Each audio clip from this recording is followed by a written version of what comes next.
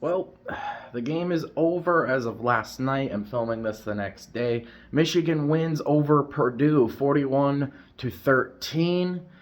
And again, utter dominance. Michigan wins. It wasn't even close. It doesn't really matter. The game is over, and we're on to Penn State. Um, I'll kind of talk about the game a little bit.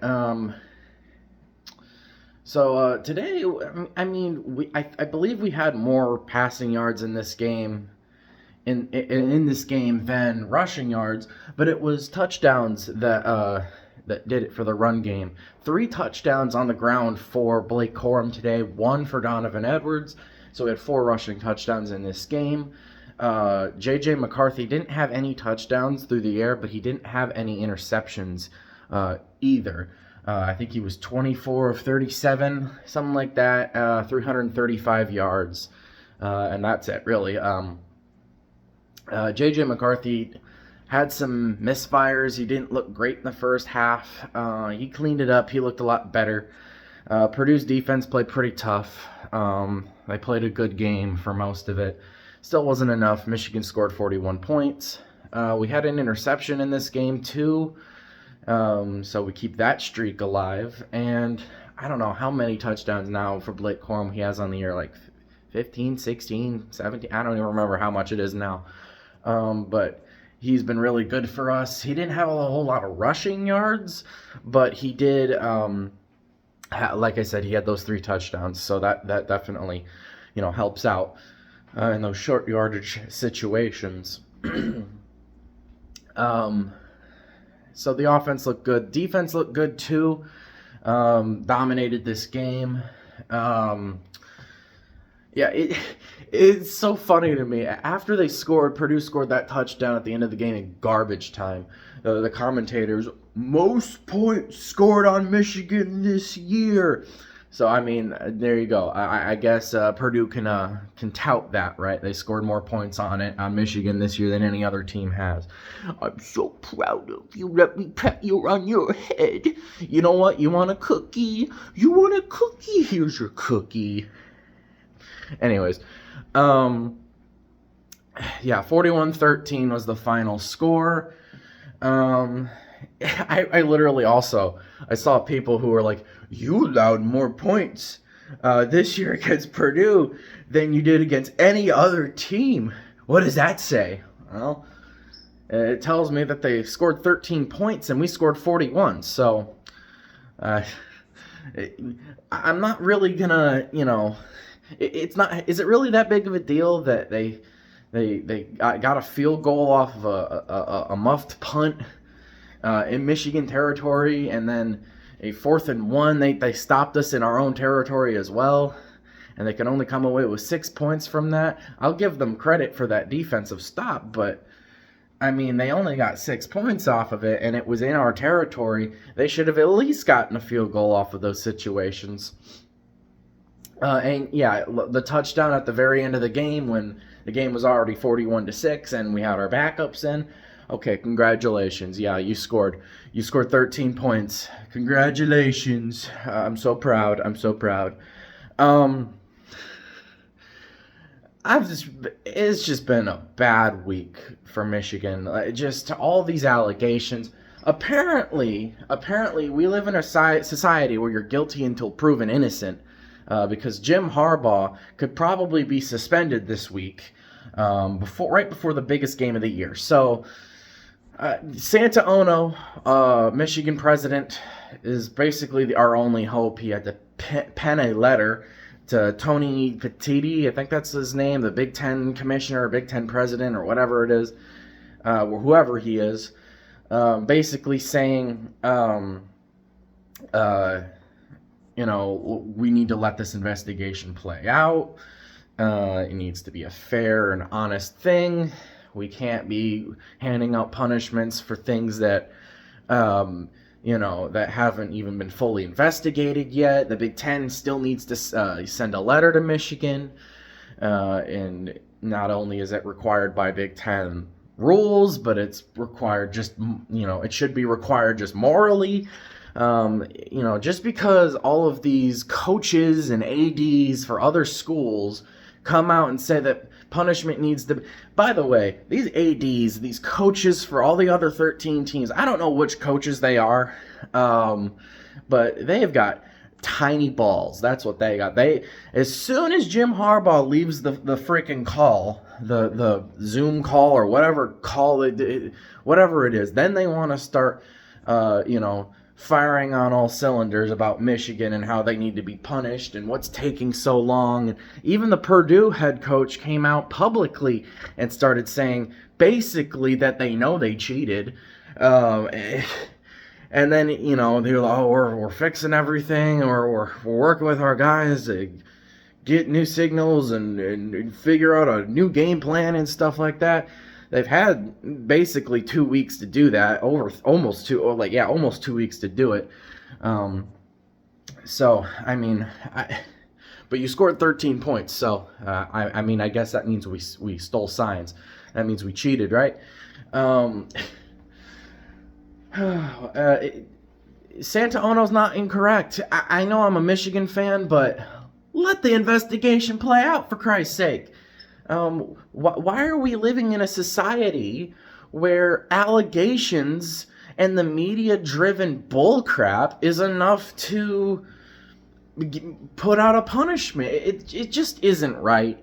It just isn't right. And Santaono, the Michigan president, may be our only hope for Harbaugh's season to be saved, for the Michigan season to be saved, because...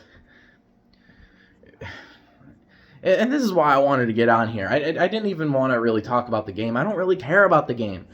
We won the game, great.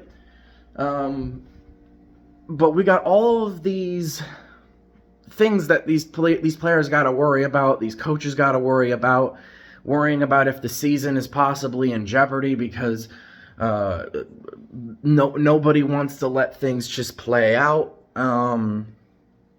It's just so much misinformation out there, so many idiots out there, so many stupid reports out there, and even Joel Klatt came out and said something about it, and I love Joel Klatt. I listen to his show. I've been listening to his show for the last couple of years, his podcast, and he's one of my favorite analysts, one of my favorite football journalists, and he said it himself. It is very 2023 of us to want punishment to come out on a, right now, perceived innocent party. Okay? So, I guess they're not really innocent, really perceived innocent. Most people seem to think that they're guilty. But, again, it goes back to the same thing. We gotta let this play out. It's not fair to Michigan. It's not fair to the Big Ten. It's not fair for college football in general to possibly punish this team, and we don't even know if they did anything wrong or not. You can think whatever you want. Whoever you are watching this, you can think, well, they cheated. They absolutely cheated. It doesn't matter what you think. You don't make decisions. So, and I'm right. We need to let this play out. So, until we find out stuff, until we find out true, honest evidence that is coming out per the NCAA or per the Big Ten or whatever it is, I don't want to hear anything about Harbaugh being suspended and the players being, whatever. Or the team being getting a postseason ban or a Big Ten championship ban or whatever. We still have a season ahead of us. We got to play Penn State next week. It's a big game. Possibly, depending on where the playoff rankings put them, will be a top 10 game. So it's a big time game. It's in Happy Valley. I think literally the only good part about it is that it's a noon game, so it won't be a whiteout situation. We beat Penn State last year. We can beat them this year. We beat them the year before that, too. So we can beat them. We can beat everyone on our schedule. Um, so let's just go out there and hopefully get that win. I do kind of have a bad feeling about it. I don't know why. I have a bad feeling about the game. I just feel like these allegations are going to be too much. Something bad is going to happen, and Michigan's going to get screwed over in some way, but hopefully I'm wrong. Yeah, that's basically all I've got to say about it.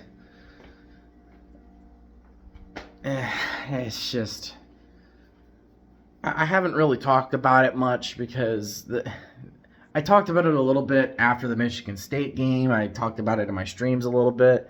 I apologize for not streaming. I obviously, as you can probably tell, I'm not home.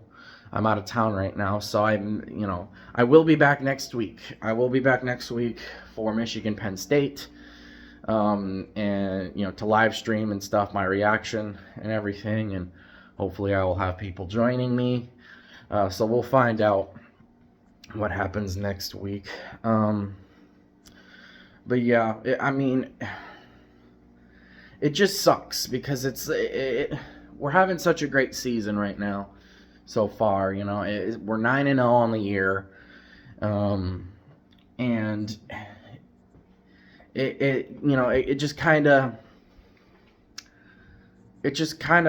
with all these allegations and then like Burgergate at the beginning of the year and just people saying, oh, you ain't played nobody, Michigan ain't no good. I understand that it's just a part of football and every fan base is going to have it, but man, I know what the excuse is going to be. I know what the excuses are. Michigan could win the national title, and there'd still be people who would say, well, they cheated, so it doesn't count.